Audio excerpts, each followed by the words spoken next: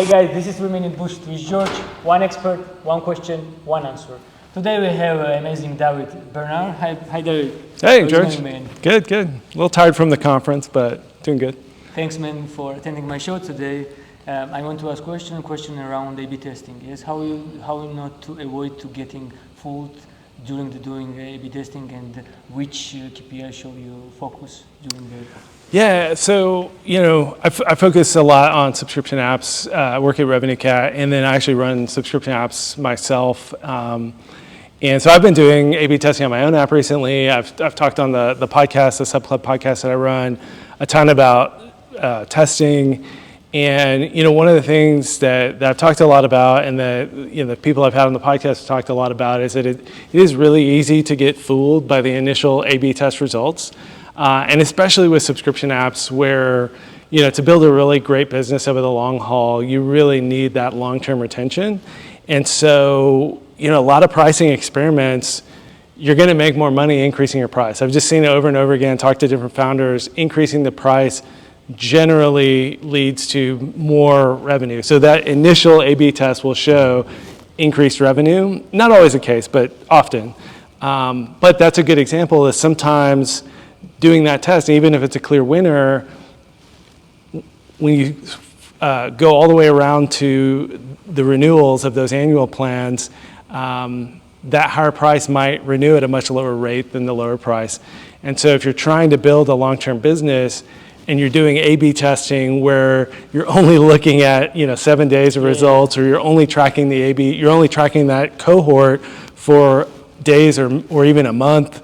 Some people don't even track those cohorts past the data they collect during the A/B test, and making those kind of short-term decisions on what you should be focusing on this long-term retention, you can really be shooting yourself in the foot, bringing in the wrong cohorts, pricing too high for retention, just doing a lot of short-term optimizations that actually are undercutting the long-term strength and growth of your business. Mm-hmm. And so as far as KPIs to measure, retention is kind of the ultimate KPI for a subscription app business. Like, if you're delivering value to customers, they will stay subscribed.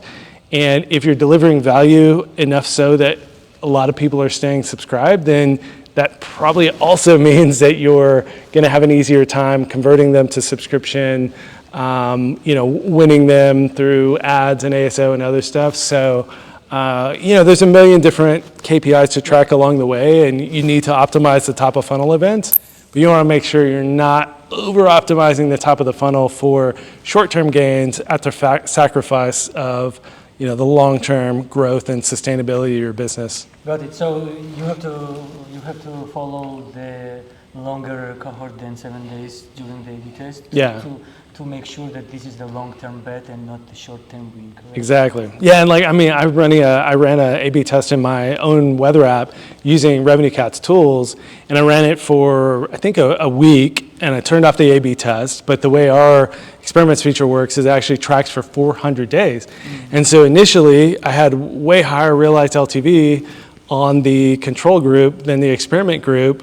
But the experiment group is ticking up because it's monthly subscribers keep renewing. And initially I just thought it was okay, clearly clearly this is a winner. But now I'm less and less confident that it was the right decision because those renewals are coming in at a much higher rate than I thought.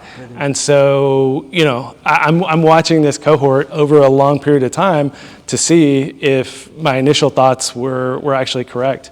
But then there's all the other factors that come into play of annual subscriptions versus monthly, and you get more money up front with the annual. And this was pitting monthly against annual. So we'll see, but that's the point. It's we'll see.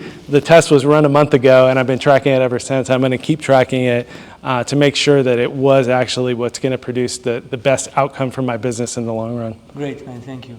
That was 3 Minute Boost with George. David, George. Thank you so much. Ciao.